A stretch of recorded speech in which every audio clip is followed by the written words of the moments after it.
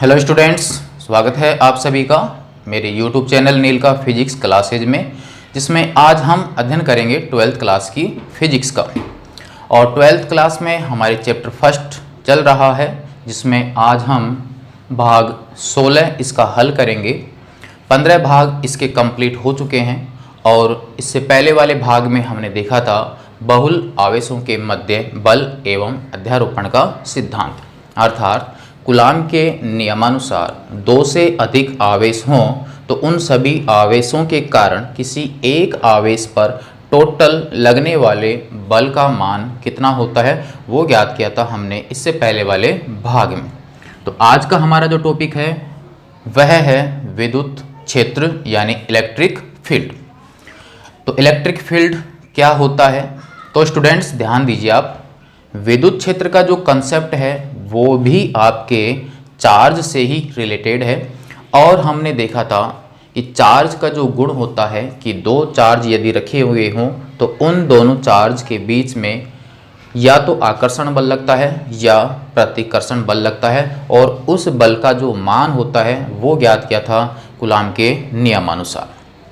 तो उसी टॉपिक से आज के टॉपिक को हम समझते हैं। तो बिल्कुल आराम से इसको आप समझिए कि क्या इसका कंसेप्ट है। यदि पॉइंट का कंसेप्ट आपको क्लियर हो जाता है तो आगे आने वाले जितने भी डेरिवेशन हैं उन सभी डेरिवेशन को आप बिल्कुल आसान तरीके से हल कर सकते हो और रटने की कहीं पर भी आवश्यकता नहीं होती है। मेन यही है कि वो पॉइंट के बारे में बिल्कुल बारीकी से उसके कंसेप्ट को आप क्लियर कीजिए कि इसमें कहना क्या चाहता है। तो देखिए, आप कूलाम के नियमानुसार हम जानते हैं कि जैसे मान लीजिए कि हमारे पास यहाँ पर कोई पॉइंट चार्ज है और इसकी वैल्यू कैपिटल Q है। कूलाम के नियम में हमने देखा कि हमारे पास एक पॉइंट चार्ज है और यदि किसी दूसरे पॉइंट चार्ज को इसके पास में लाया जाता है जो कि मान लीजिए कि इससे r दूरी पर स्थित है और यहाँ पर Q आवेश को लाते हैं, तब हमने यहाँ पर ये देखा कि इन दोनों आवेशों के बीच में आकर्षण और प्रतिकर्षण बल लगने लग जाता है। वो डिपेंड करता है कि इन आवेशों की प्रकृति कैसी है। यदि दोनों आवेश पॉजिटिव पॉजिटिव या नेगेटिव नेगेटिव हैं या Q ग्रेटर देन 0, मतलब दोनों का मल्टीप्लाई करें और वो मान 0 से बड़ा आता है, तब हमें पता है कि इनके बीच में प्रतिकर्षण बल लगता है। बिल्कुल आराम से कंसेप्ट को समझना, जल्दबाजी नहीं करनी है आपको, क्योंकि एक बार पॉइंट का स्टार्ट आपकी पकड़ में आ जाता है तो बाकी के डेरिवेशन आप बिल्कुल फास्ट कर सकते हो। यहाँ से यदि दोनों चार्ज सेम प्रकृति के हैं तो हमें पता है कि इनके बीच में प्रतिकर्षण बल लगता है, और यदि चार्ज की जो प्रकृति है वो विपरीत है यानी Q लेस देन 0 है, तब हमें पता है कि इनके बीच में आकर्षण बल लगता है। तो यहाँ तक का कंसेप्ट हमारे पहले वाले भागों में क्लियर है। तो यहाँ पर हम देखें कि स्मॉल q जो चार्ज है वो इस Q से कुछ दूरी पर स्थित है, मतलब इन दोनों के बीच की दूरी मान ली कितनी है, r है। तो इन आवेशों के बीच में आकर्षण और प्रतिकर्षण बल लगने लग जाएगा, जबकि ये दोनों एक दूसरे को स्पर्श भी नहीं कर रहे, मतलब इससे यह इतनी दूर है, उसके बावजूद इस स्मॉल q चार्ज की स्थिति में परिवर्तन हो जाएगा। या तो यह Q की ओर आएगा या Q से दूर जाएगा। मतलब यहाँ पर जो चार्ज है इसका कोई ना कोई एक ऐसा प्रभाव क्षेत्र बना हुआ है जिस क्षेत्र में यदि किसी दूसरे पॉइंट चार्ज को लाते हैं तो उस पॉइंट चार्ज में हलचल होती है, यानी उसकी स्थिति में परिवर्तन हो जाता है स्वतः ही।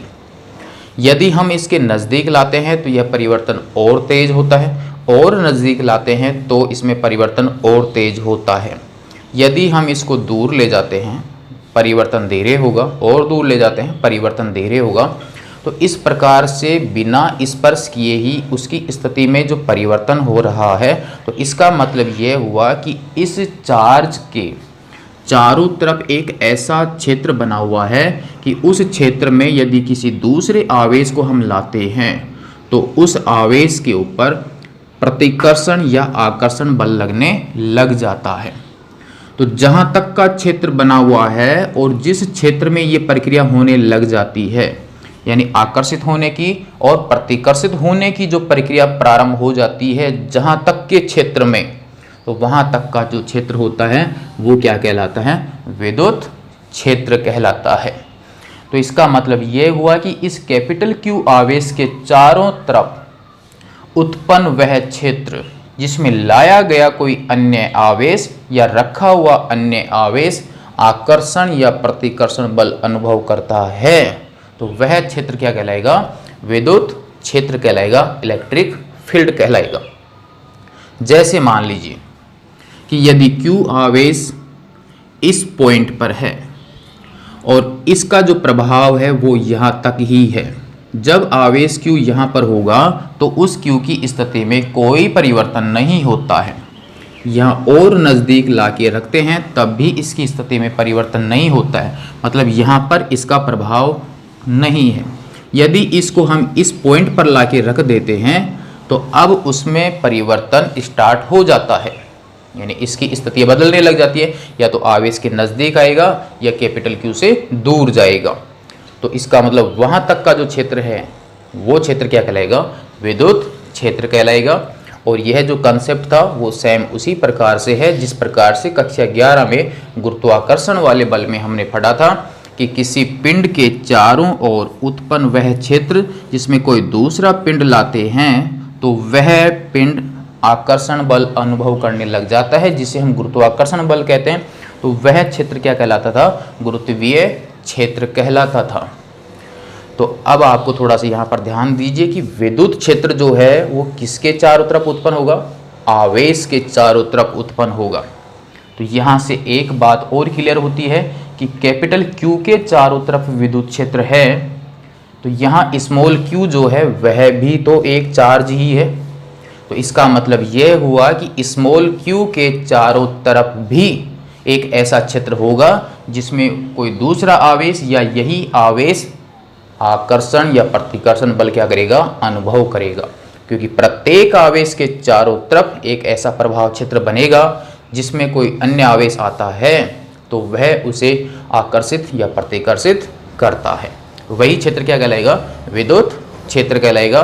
परिभाषा देखते हैं इसकी, लिखते हैं इसको। तो इसकी परिभाषा हमने यहाँ पर लिखी है, वो क्या हो जाएगी?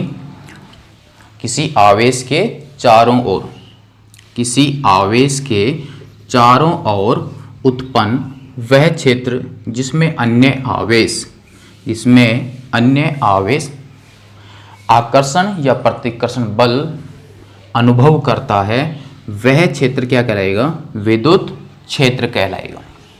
जैसे सीधा सा अर्थ यह है कि यह कोई पॉइंट चार्ज है, तो इस पॉइंट चार्ज के चारों तरफ एक ऐसा क्षेत्र होगा जिसमें कोई दूसरा आवेश यदि लाया जाता है या रखा हुआ होता है तो यह आवेश आकर्षण या प्रतिकर्षण बल अनुभव करता है। तो जहाँ तक कि एरिया में वो आकर्षित या प्रतिकर्षित होता है वहाँ तक का क्षेत्र कहलाता है विद्युत क्षेत्र। तो यह था विद्युत क्षेत्र का कंसेप्ट। तो यहाँ से आप देखिए कि यहाँ पर Q है और यहाँ पर स्मॉल q है, तो यहाँ पर दोनों मान लीजिए पॉजिटिव चार्ज हैं, तो यह स्मॉल q जो होगा वह इससे दूर जाएगा, यह इससे दूर जाएगा।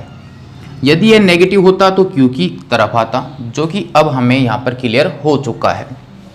अब आप थोड़ा सा यहाँ पर ध्यान दीजिए कि जो अभी आपको बताया कि इस आवेश के चारों तरफ विद्युत क्षेत्र है और इसके एरिया में ये आवेश है, तो इसके ऊपर विद्युत बल लग रहा है। तो यहाँ स्मॉल q यह भी एक आवेश है, तो जो गुण इस कैपिटल Q में है वही गुण स्मॉल q में भी हैं।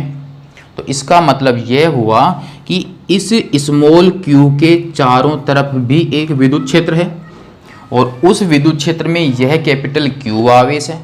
तो इसका मतलब यह हुआ यह कैपिटल Q आवेश जो है वो इसके विद्युत क्षेत्र के कारण बल अनुभव करता है। तो इसका मतलब यह हुआ कि कैपिटल Q स्मॉल q पर बल लगाता है और स्मॉल q कैपिटल Q पर बल लगाता है। दोनों में गुण समान है। लेकिन अब हमें कैसे पता चले कि किसके ऊपर बल ज़्यादा लग रहा है, किसके ऊपर बल कम लग रहा है? तो यहाँ पर हम यह चाहते हैं कि किसी एक चार्ज के प्रभाव क्षेत्र को समझें। हम चाहते हैं कि इस कैपिटल Q का कितना प्रभाव है, इसके प्रभाव को ही सिर्फ कैलकुलेट करना चाहते हैं। अब चूंकि दोनों आवेशों का प्रभाव क्षेत्र है, दोनों की कैलकुलेशन आपकी यहाँ पर होंगी, तो हमारा टॉपिक यहाँ पर यह निकलता है कि हम किसी एक चार्ज के प्रभाव क्षेत्र के बारे में समझें। जैसे मान लीजिए हम चाहते हैं कि कैपिटल Q जो चार्ज है, इस कैपिटल Q चार्ज का कितना प्रभाव क्षेत्र है, इस क्षेत्र की कितनी पावर है, ये जो क्षेत्र यहाँ पर डेवलप हुआ, ये क्षेत्र इस आवेश के ऊपर कितना प्रभाव लगा रहा है, कितना बल लगा रहा है। हम चाहते हैं कैपिटल Q के बारे में, स्मॉल q के बारे में नहीं चाहते।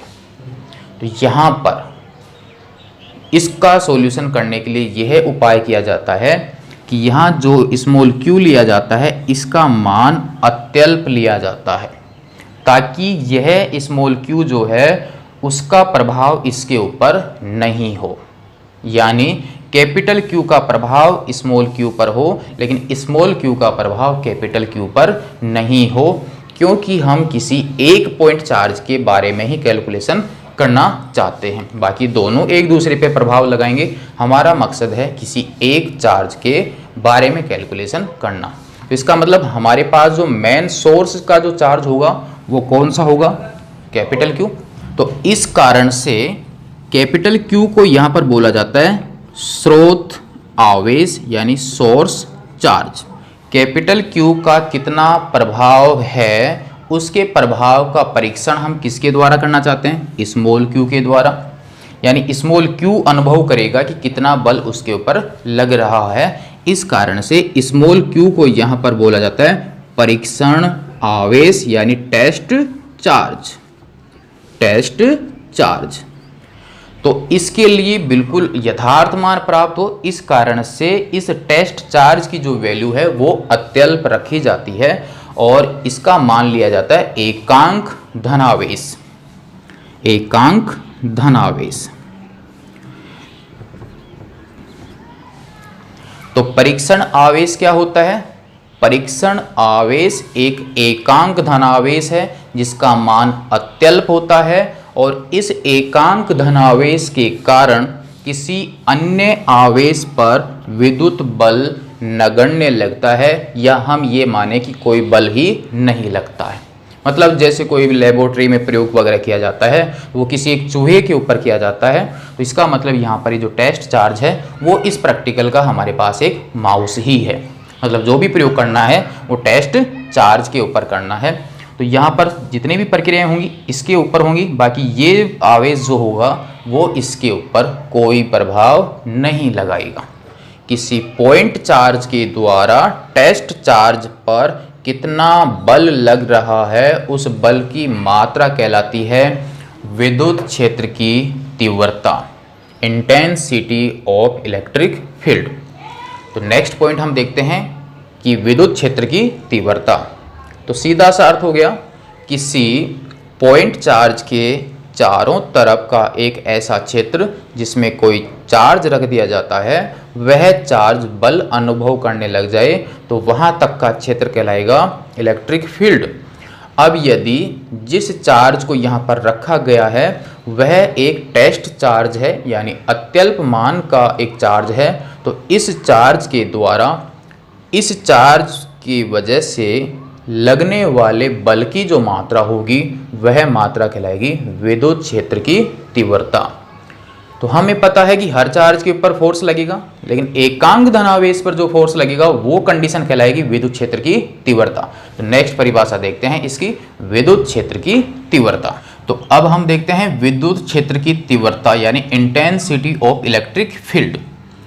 विद्युत क्षेत्र में स्थित किसी एकांक धन परीक्षण आवेश पर यानी कैपिटल Q चार्ज के द्वारा उत्पन्न कोई क्षेत्र, इस क्षेत्र में किसी एकांक धन परीक्षण आवेश पर, माना कि यहाँ पर टेस्ट चार्ज कितना है, Q नोट है, तो इस Q नोट पर लगने वाले बल को इस क्षेत्र की तीव्रता कहते हैं। कि यानी ये जो क्षेत्र है वो इस टेस्ट चार्ज पर कितना बल लगा रहा है वही कहलाता है उस विद्युत क्षेत्र की तीव्रता। तो यहाँ पर क्षेत्र किसके द्वारा उत्पन्न हुआ? कैपिटल Q के द्वारा। प्रभाव क्षेत्र किसका होगा? कैपिटल Q का। उसको अनुभव कौन करेगा? Q नोट, जिसे क्या कहेंगे? टेस्ट चार्ज कहेंगे। कि यहाँ पर हमारे पास माना कि परीक्षण आवेश हमारे पास में है, परीक्षण आवेश Q नोट है तथा इस पर लगने वाला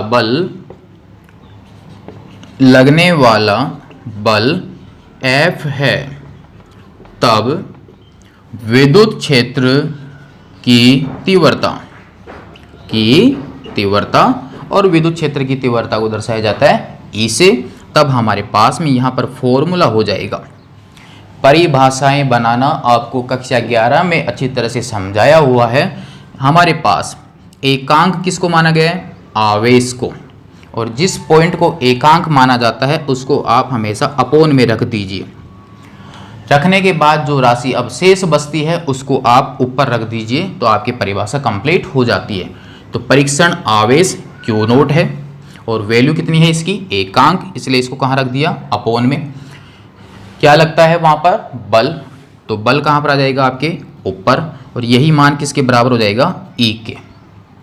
तो यहाँ पर विद्युत क्षेत्र की तीव्रता का फॉर्मूला बन गया E बराबर F बटा Q नोट।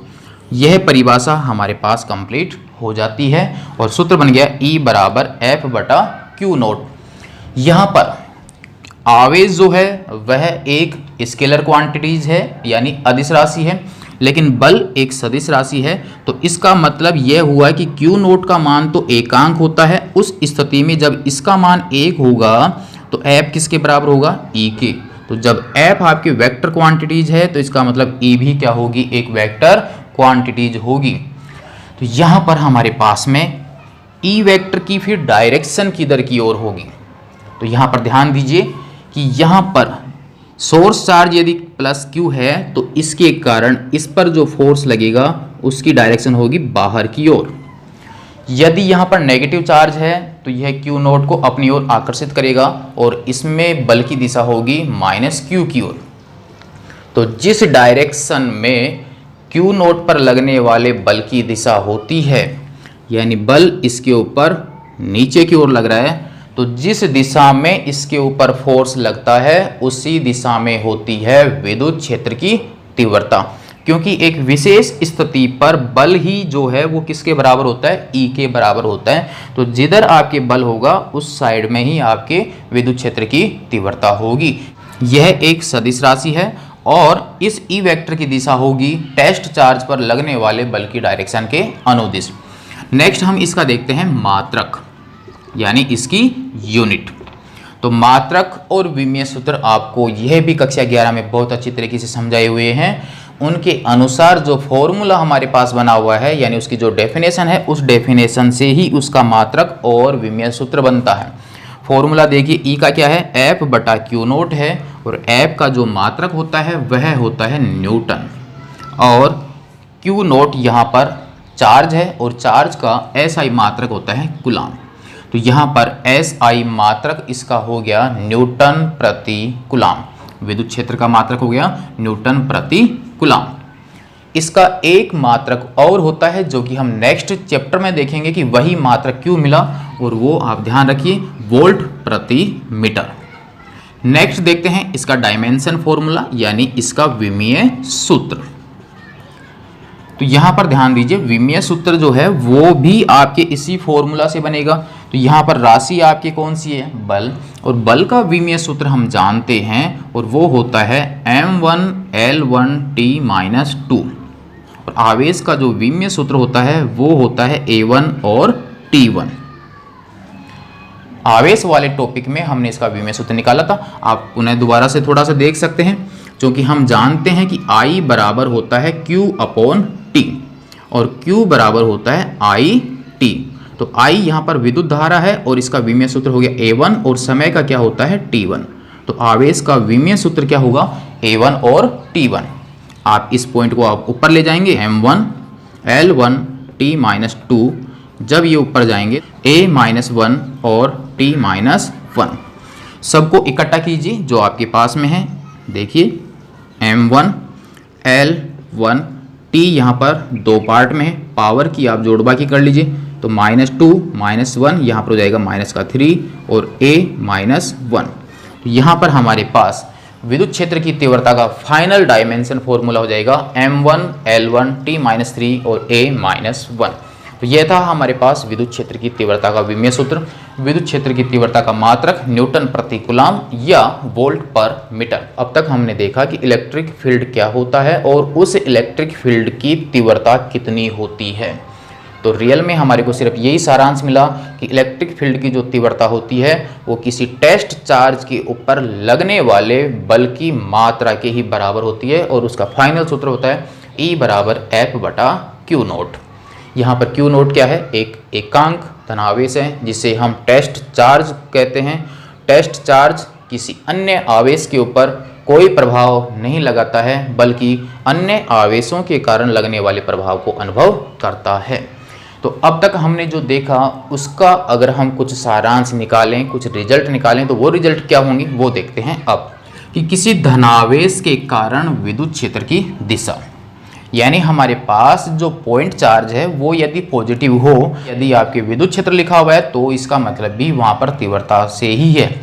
तो उस विद्युत क्षेत्र की जो तीव्रता होगी उसकी डायरेक्शन किधर होगी वो देखेंगे हम। इसी प्रकार से यदि पॉइंट चार्ज आपके नेगेटिव है तो उसके कारण जो विद्युत क्षेत्र डेवलप होगा उसकी दिशा किस प्रकार होगी। तो जैसे मान लीजिए कि यहाँ पर हमारे पास +Q चार्ज है और यहाँ पर हमारे पास नेगेटिव Q है और यहाँ पर चार्ज की जो मान है वो Q और Q है। तो अब इनके चारों तरफ विद्युत क्षेत्र होगा, इसके चारों तरफ भी विद्युत क्षेत्र होगा। तो अब हम देखते हैं विद्युत क्षेत्र की तीव्रता की जब बात करें तो यहाँ पर हमने Q0 को रखा है। तो अब आपको यह पता है कि Q0 पर यह Q पॉइंट चार्ज जो होगा वो फोर्स लगाएगा और वो भी कौन सा? प्रतिकर्षण बल लगाएगा, क्योंकि सेम प्रकृति के हैं। तो इसका मतलब यहाँ पर ये जो बल लगाएगा उसकी डायरेक्शन होगी इस प्रकार से, यानी F की डायरेक्शन इस प्रकार से होगी। और आपको यह बताया कि Q0 पर जो फोर्स की डायरेक्शन होगी इलेक्ट्रिक फील्ड की डायरेक्शन भी उसी साइड में होगी। इसका मतलब E की डायरेक्शन भी इस प्रकार ही होगी। यदि पॉइंट चार्ज को यहाँ पर रखा जाता है तो इसका मतलब इस पर जो बल लगेगा उसकी डायरेक्शन इस प्रकार से होगी। तो यहाँ पर विद्युत क्षेत्र की दिशा भी नीचे की ओर। यदि Q0 को यहाँ पर रखा जाता है तब इसके ऊपर बल की दिशा इस प्रकार से और इलेक्ट्रिक फील्ड की डायरेक्शन भी इस प्रकार से होगी। इसी प्रकार से यहाँ पर भी इलेक्ट्रिक फील्ड की डायरेक्शन ऊपर की ओर। यहाँ पर लेते हैं तो इस प्रकार से, यहाँ पर लेते हैं तो बाहर की ओर। तो यहाँ से यह सारांश निकल रहा है कि यदि हमारे पास पॉइंट चार्ज जो है वो पॉजिटिव है तो उसके कारण जो इलेक्ट्रिक फील्ड की डायरेक्शन होगी वो आवेश से बाहर की ओर होगी। और चूंकि चारों तरफ है, जैसे मान लीजिए कि हमारे पास ये पॉइंट चार्ज है तो इलेक्ट्रिक फील्ड की डायरेक्शन ऊपर की ओर, इस साइड में, इधर भी, इस प्रकार नीचे, यानी चारों तरफ होगी। तो इसका मतलब पूरी लाइनों का अगर हम ग्रुप बना दें तो एक तरह से एक गोला बन जाएगा। तो इस पॉइंट से चारों तरफ बाहर की ओर रेखाएं सी गुजर रही हैं। तो इसका मतलब ये हुआ कि एक गोले के रूप में पूरे चारों तरफ से रेखाएं फैलेंगी, यानी विद्युत क्षेत्र की डायरेक्शन प्राप्त होगी। इस कारण से किसी पॉजिटिव चार्ज के कारण इलेक्ट्रिक फील्ड की जो डायरेक्शन होगी वो होगी आवेश से बाहर की ओर और वो होगी त्रिज्यीय रूप में, क्योंकि चारों तरफ फैल रही है। इस कारण से यहाँ लिख देंगे विद्युत क्षेत्र की दिशा बाहर की ओर त्रिज्यीय होती है।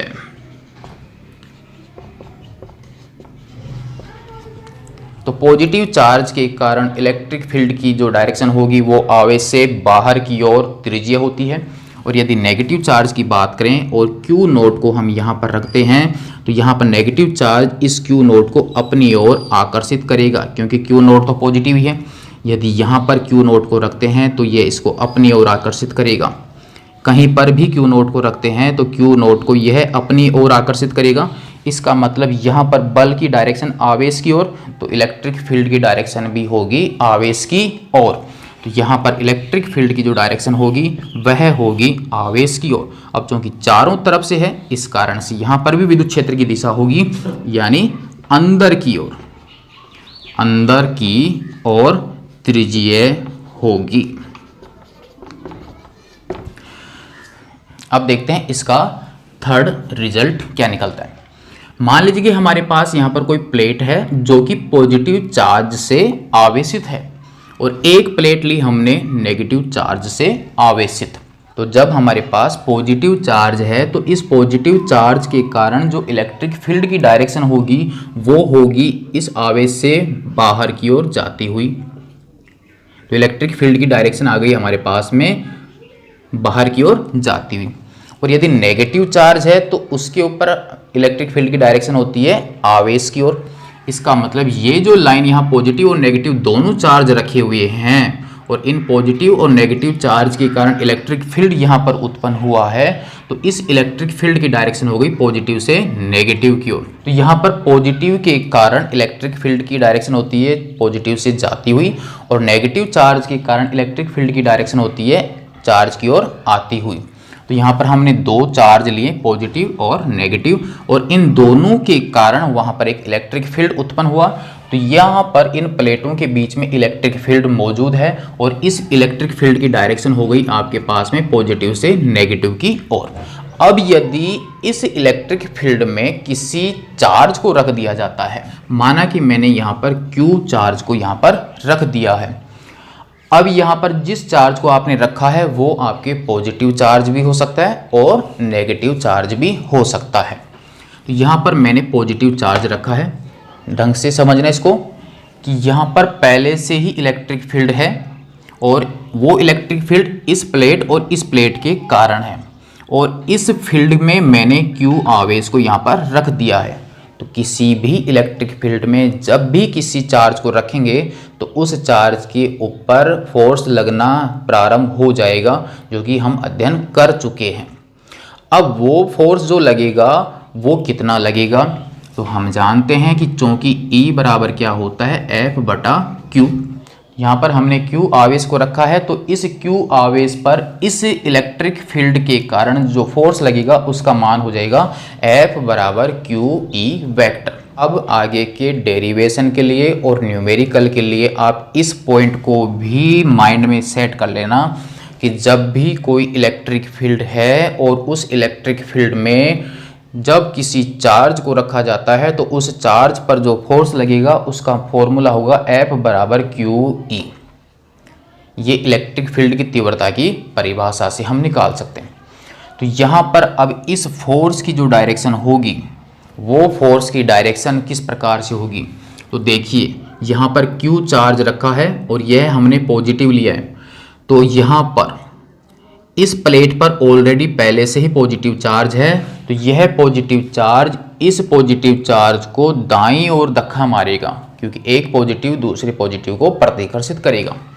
तो इस पॉजिटिव चार्ज के कारण यह आवेश जो है वो आपके दाईं तरफ खिसकता है और इस प्लेट के ऊपर नेगेटिव चार्ज है, तो यहाँ पर जो नेगेटिव चार्ज है इस पॉजिटिव चार्ज को अपनी ओर खींचता है।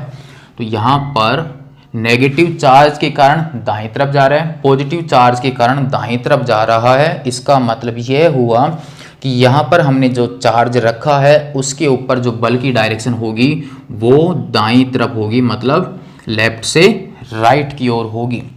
और मान कितना है इसका F वेक्टर बराबर QE वेक्टर और इसकी दिशा हो गई लेफ्ट से राइट की ओर। तो जो विद्युत क्षेत्र यहाँ पर बना हुआ है उस विद्युत क्षेत्र की डायरेक्शन भी किधर है, लेफ्ट से राइट की ओर। और इसमें जब किसी पॉजिटिव चार्ज को रखा तो उस पॉजिटिव चार्ज पर जो फोर्स लगा उस फोर्स की डायरेक्शन भी किधर है, लेफ्ट से राइट की ओर। तो यहाँ से क्या सारांश मिला कि जब किसी इलेक्ट्रिक फील्ड में किसी पॉजिटिव चार्ज को रखा जाता है तो उस पॉजिटिव चार्ज पर फोर्स की जो डायरेक्शन होगी वो इलेक्ट्रिक फील्ड की डायरेक्शन के अनुदिश होगी, यानी E और F वेक्टर की दिशा सेम होगी जब पॉजिटिव चार्ज को रखा जाता है। ये आगे के कंसेप्टों को समझने के लिए पॉइंट अति आवश्यक हैं और उपयोगी पॉइंट हैं। इनके द्वारा आपके न्यूमेरिकल सोल्व होते हैं और आगे के डेरिवेशन भी हल होंगे। तो इन प्लेटों के बीच में इलेक्ट्रिक फील्ड की डायरेक्शन तो लेफ्ट से राइट ही होगी।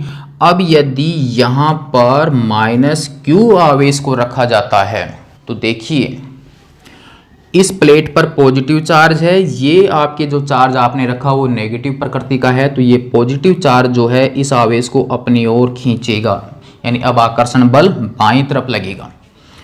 इस प्लेट पर आपके नेगेटिव चार्ज है तो नेगेटिव चार्ज इस नेगेटिव चार्ज के धक्का मारेगा, यानी इस चार्ज को ये इसी तरफ भेजने का प्रयास करेगा।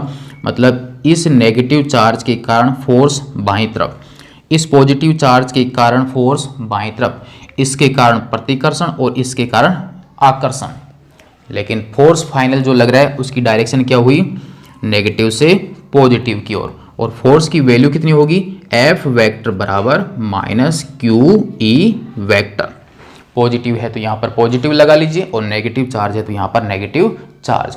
मान बराबर होंगे और दिशा जो होगी वो विपरीत होगी।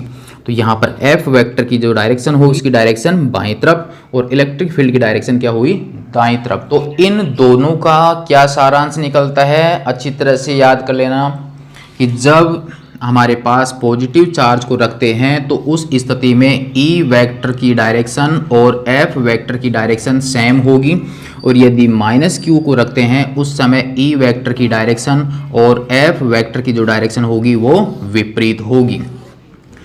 किसी इलेक्ट्रिक फील्ड में पॉजिटिव चार्ज पर फोर्स की डायरेक्शन E की डायरेक्शन में और किसी इलेक्ट्रिक फील्ड में फोर्स की डायरेक्शन इलेक्ट्रिक फील्ड की डायरेक्शन के विपरीत होती है। ये देखिए हमने इसके दो सारांश। और तो यह था हमारे इलेक्ट्रिक फील्ड की तीव्रता से संबंधित पॉइंट, जो हमने उसकी परिभाषा देखी, विद्युत क्षेत्र की तीव्रता देखी। तीव्रता का मतलब है कि टेस्ट चार्ज के द्वारा अनुभव किए गए बल की मात्रा E बराबर F/Q0। मात्रक बन गया न्यूटन प्रति कूलम या वोल्ट पर मीटर। डायमेंशन फॉर्मूला इसका बना m1 l1 t-3 और a-1। यह एक वेक्टर क्वांटिटी है जिसकी डायरेक्शन जो होगी वो Q0 पर लगने वाले फोर्स की डायरेक्शन के अकॉर्डिंग ही होती है। यहाँ पर छोटा सा एक पॉइंट आप ये और देख सकते हैं, अब तक हमने जो अध्ययन किया उसमें हमारे पास में इंटेंसिटी का जो फॉर्मूला जो हमारे को प्राप्त हुआ था वो था E वेक्टर बराबर F वेक्टर अपॉन Q0। जब आपको इसकी डेफिनेशन पूछी जाती है तब आप इस फॉर्मूले तक इसको लिख सकते हैं, लेकिन इस फॉर्मूले का सही जो रूप होता है वो निम्न प्रकार से होता है। जब आपको एक्स्ट्रा पूछा जाए तब आप उसको जोड़ सकते हैं, बाकी समझाने में आप इसको भी उस फॉर्मूले के साथ जोड़ सकते हैं। वो क्या होगा कि हमारे को पता है कि कैपिटल Q चार्ज के कारण जो इलेक्ट्रिक फील्ड यहाँ पर डेवलप होता है उस इलेक्ट्रिक फील्ड का यथार्थ मापन किया जा सके, यानी इसके प्रभाव का यथार्थ मापन किया जा सके। और उसका यथार्थ मापन करने के लिए हमारे पास कंडीशन ये होती है कि जिस चार्ज को हम यहाँ पर लाते हैं उस चार्ज की वैल्यू कम से कम होनी चाहिए ताकि इसके द्वारा कोई प्रभाव इसके ऊपर नहीं लगे, तब हमारे पास सिर्फ इसी का अध्ययन होगा। तो इस स्थिति में Q0 जो होगा उसकी वैल्यू कम से कम होनी चाहिए, मतलब जितना कम हो सके उतना कम करना है, लेकिन जीरो नहीं करना है। तो इसका मतलब इसकी एक कंडीशन बन जाएगी और उसको हम लिख सकते हैं कि E वेक्टर बराबर लिमिट, कम से कम करना चाहते हैं लेकिन जीरो नहीं करेंगे, क्योंकि जब इसका मान जीरो कर देंगे तो इसका मतलब ये हुआ कि यहाँ पर कोई आवेश ही नहीं होगा। आवेश होना चाहिए लेकिन अत्यल्प होना चाहिए, तब हमारे पास लिमिट लगाते हैं, जो कि कक्षा 11 में हम अध्ययन कर चुके हैं। तो इसका सही फॉर्मूला होगा E वेक्टर बराबर limit Q0 tends to zero. Q0 जो है वह जीरो की ओर बढ़ रहा है लेकिन जीरो नहीं होगा उसका मान, और F वेक्टर बटा Q0। तो यह इसका सही रूप होगा, लेकिन कैलकुलेशन के लिए हमारे पास फॉर्मूला होगा E वेक्टर बराबर F वेक्टर अपॉन Q0। तो यह था हमारे पास इलेक्ट्रिक फील्ड और इलेक्ट्रिक फील्ड की तीव्रता का टॉपिक। कुछ सारांश हमने निकाले, फॉर्मूले हमने देखे। यदि टॉपिक आपको समझ में आ रहा हो तो अन्य को भी आप शेयर कीजिए, लाइक कीजिए और चैनल को सब्सक्राइब जरूर कर लीजिए, क्योंकि नेक्स्ट टॉपिक में हम देखेंगे कि किसी पॉइंट चार्ज के द्वारा किसी अन्य पॉइंट के ऊपर रखे गए एकांक धन आवेश यानी टेस्ट चार्ज के ऊपर उसकी तीव्रता का फाइनल फॉर्मूला कितना होता है। क्योंकि यदि इस पॉइंट चार्ज को हम इस पॉइंट पे रखते हैं तो यहाँ तीव्रता अलग होगी, यहाँ पर रखते हैं तो इसकी पावर अलग होगी, यहाँ पर रखते हैं तो इसकी पावर अलग होगी। अलग अलग बिंदुओं पर यदि टेस्ट चार्ज को रखते हैं तो उसकी इंटेंसिटी भी चेंज हो जाएगी। तो वो इंटेंसिटी चेंज किस प्रकार से होगी वो देखेंगे हम नेक्स्ट वीडियो में, यानी किसी पॉइंट चार्ज के द्वारा किसी पॉइंट पर इलेक्ट्रिक फील्ड की तीव्रता नेक्स्ट वीडियो में। तब तक के लिए धन्यवाद।